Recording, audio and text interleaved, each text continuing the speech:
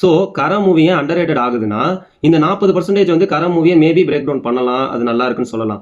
நீ அந்த ஒரு 40% வந்து நீ வந்து என்ன சொல்றது?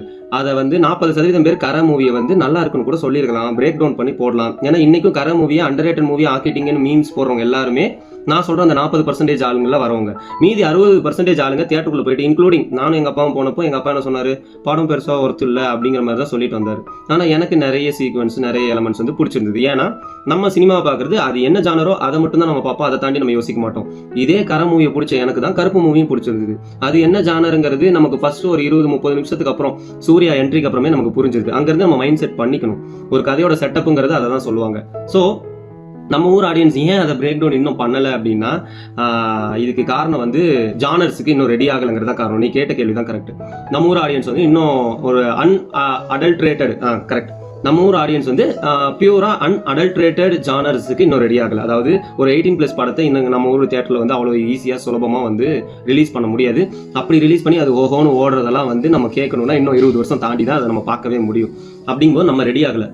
ரெண்டாவது நீ கேட்ட மாதிரி நம்மளோட ஃபிலிம் மேக்கர்ஸோட ஸ்கேலும் விஷனும் சரியா கன்வே பண்ண மாட்டாங்களான்னா, அஃப்கோர்ஸ் நம்ம ஃபிலிம் மேக்கர்ஸுமே நம்ம தமிழ் இண்டஸ்ட்ரியும் சரி இந்தியன் இண்டஸ்ட்ரியுமே நம்ம ஃபிலிம் மேக்கர்ஸ் வந்து அவங்களோட பெர்ஸ்பெக்டிவ் புரிஞ்சு அவங்க படம் பண்றாங்களே தவிர ஆடியன்ஸுக்கு இப்படி ஒரு பெர்ஸ்பெக்டிவ் இருக்குன்னு இன்னும் வந்து அவேர் பண்ண மாட்டேங்கிறாங்க. ஸோ நம்ம யாருக்கு பண்றோம்னு பார்த்தா நம்ம ஊர் அந்த 100% மக்களுக்கு தான் நம்ம பண்றோம். அதில் 60% மக்களுக்கு நம்ம அவேர் பண்ணாதானே நான் இப்படி ஒரு படம் பண்றேன், நான் இன்டர்வியூ மூலமாவோ இல்லை நான் வேற ஏதோ ஒரு மீடியம் மூலமாவோ என் படங்கள் இப்படி இருக்கிறதுக்கு காரணம் இதுதான், நீங்க இப்படி பார்க்கணுங்க அப்படின்னு சொல்லி நம்ம அவேர் பண்ணாதானே அந்த ப்ராடக்ட் வந்து ஆடியன்ஸ் கிட்ட போய் சேல் ஆகும். நீ ஒரு டிஷர்ட் கண்டுபிடிக்கிற, புதுசா ஒரு டிஷர்ட் போடுற, இந்த டிஷர்ட் ஏன் நான் ரவுண்ட் நெக் வச்சிருக்கேன், இது எதுக்காக யூஸ் ஆகும், நீ மக்கள்கிட்ட சொல்றதுனால தான் இந்த டிஷர்ட்டை வாங்க முடியும். இல்ல டிஷர்ட்டை பற்றி எனக்கு எல்லாமே தெரியும், நான் டிஷர்ட்டை உருவாக்கி நான் அதை தொங்க விட்டுட்டேன், ஆடியன்ஸ் வந்து வாங்கிட்டு போயிருவாங்க அப்படின்னு நினைக்கிற தப்பு. அந்த மாதிரி தான் இன்னைக்கு ஃபுல் அண்ட் ஃபுல் பண்ற ஜானர் ஃபிலிம் மேக்கர்ஸ், அதாவது கொரோனாக்கு அப்புறம் வந்த ஃபிலிம் மேக்கர்ஸ், பூம் ஆகிற டெபியூ ஃபிலிம் மேக்கர்ஸ் எல்லாருமே அவேர் பண்ணணும். ஆடியன்ஸுக்கு அவேர் கொடுத்தீங்கன்னா, அவங்க அவேர்னஸா அதை எடுத்துக்கிட்டாங்கன்னா அந்த 60% மக்களும் இப்ப கர மூவி அண்டர் ரேட்டடா ஆக்காம கர மூவியும் கருப்பு மூவிக்கு ஈக்குவலா ஓகோன்னு ஓட வச்சிருப்பாங்க. ஸோ ஆடியன்ஸுக்கு நம்ம அவேர் பண்ணணும். ஃபிலிம் மேக்கர்ஸ் கிட்ட பண்ற தப்பு, நம்ம ஃபிலிம் மேக்கர்ஸ் பண்ற தப்பு அதுவும் ஒன்று இருக்கு. அவ்வளவுதான். மச்சி, நீ சொன்ன டிஷர்ட் எக்ஸாம்பிள் தான் இங்க கீ பாயிண்ட். ஒரு புதுசா இருக்கிற விஷயத்த மக்களுக்கு புரியுற மாதிரி சொல்லிக் கொடுக்கணும். அதுதான் சினிமாவுக்கும் பொருந்தும்.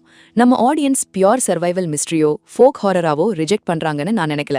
பல நேரம் அந்த வேர்ல்ட ஆடியன்ஸ் கிட்ட கொண்டு போற வேலை சரியா நடக்கல.